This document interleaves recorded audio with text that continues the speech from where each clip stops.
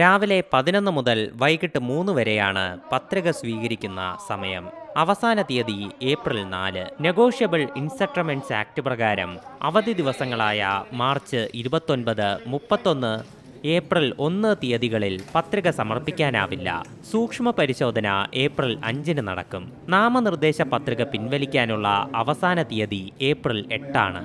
ലോക്സഭാ തെരഞ്ഞെടുപ്പിന് സംസ്ഥാന തലത്തിൽ രാഷ്ട്രീയ പാർട്ടികളും സംഘടനകളും നൽകുന്ന ദൃശ്യ ശ്രവ്യ പരസ്യങ്ങൾക്ക് മുഖ്യ തെരഞ്ഞെടുപ്പ് ഓഫീസറുടെ ഓഫീസിലെ മീഡിയ സർട്ടിഫിക്കേഷൻ ആൻഡ് മോണിറ്ററിംഗ് കമ്മിറ്റിയുടെ അംഗീകാരം വാങ്ങണമെന്ന നിർദ്ദേശവും പുറപ്പെടുവിച്ചിട്ടുണ്ട്. ജില്ലാതലത്തിൽ സ്ഥാനാർത്ഥികളും വ്യക്തികളും നൽകുന്ന തെരഞ്ഞെടുപ്പ് പരസ്യങ്ങൾക്ക് ജില്ലാതല മീഡിയ സർട്ടിഫിക്കേഷൻ ആൻഡ് മോണിറ്ററിംഗ് കമ്മിറ്റിയുടെ അംഗീകാരമാണ് വേണ്ടത്.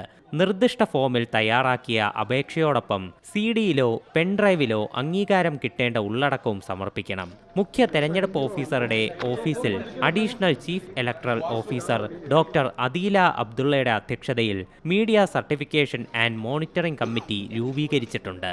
ജില്ലാ ഇലക്ഷൻ ഓഫീസർ കൂടിയായ ജില്ലാ കളക്ടർ ആയിരിക്കും ജില്ലാതല കമ്മിറ്റിയുടെ അധ്യക്ഷൻ.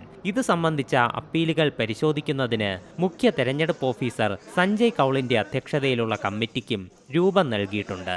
അച്ചടി, ദൃശ്യ, ശ്രവ്യ മാധ്യമങ്ങളും സാമൂഹ്യ മാധ്യമങ്ങളും നിരീക്ഷിക്കുന്നതിനുള്ള മീഡിയ മോണിറ്ററിംഗ് സെല്ലും ചീഫ് ഇലക്ടറൽ ഓഫീസിൽ പ്രവർത്തിക്കുന്നു.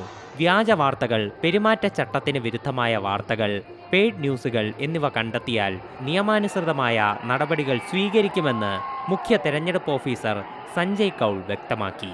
C Malayalam news, Thiruvananthapuram. പുതിയ വാർത്തകളും വിശേഷങ്ങളും ഇനി വിരൽ തുമ്പിൽ. എല്ലാ ഡിജിറ്റൽ പ്ലാറ്റ്ഫോമുകളിലും ഇപ്പോൾ സി മലയാളം ന്യൂസ് ലഭ്യം.